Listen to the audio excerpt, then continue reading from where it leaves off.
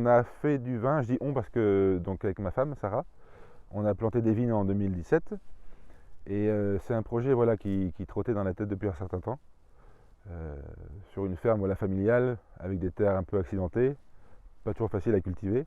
Déjà avec les parents on y pensait mais n'ayant pas de famille dans le milieu viticole on ne savait pas vraiment. Voilà, on l'avait à l'esprit mais sans savoir comment attaquer le sujet. Et puis un jour on a rencontré un bourguignon, Bernard Hudelot, avec qui on a sympathisé, il est sympa, il est venu sur place. Une journée un peu comme aujourd'hui, pas top. Et puis au moins il a vu les conditions les moins favorables pour faire de la vigne. Et il nous a dit oui, oui, sur ce versant-là et puis là-bas, ça peut être pas mal pour faire de la vigne. À côté, on est toujours agriculteur, donc des cultures plus classiques pour la région, on va dire. Donc des céréales, colza, blé. Et puis sur les bonnes terres, on fait parfois un peu de pommes de terre, du lin. C'est pas une simple diversification, c'est vraiment un choix de vie.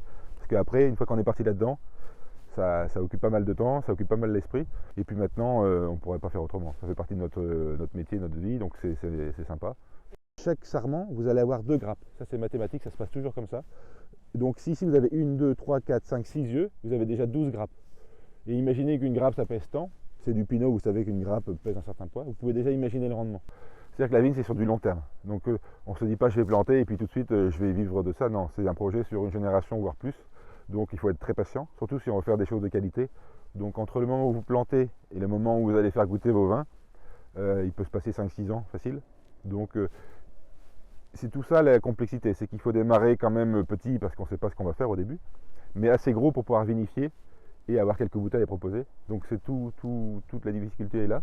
C'est un métier de passion, c'est un peu comme tout. Si vous êtes passionné par ça, c'est un pari gagnant parce que on fait des choses intéressantes. Alors l'idée c'est pas de se comparer aux autres régions, c'est de faire un vin ici qui plaise.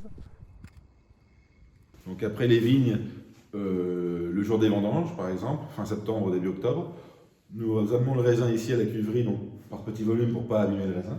Et donc si on parle de chardonnay, le raisin va être pressé directement, les grappes entières, donc rafle plus raisin dans les pressoirs qui sont là.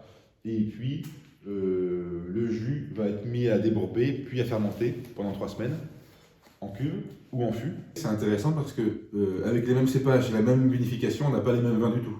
Donc ça veut dire qu'il y a vraiment un effet terroir qui est là. Et c'est tant mieux, parce que l'idée c'est de faire des vins quand même de la région.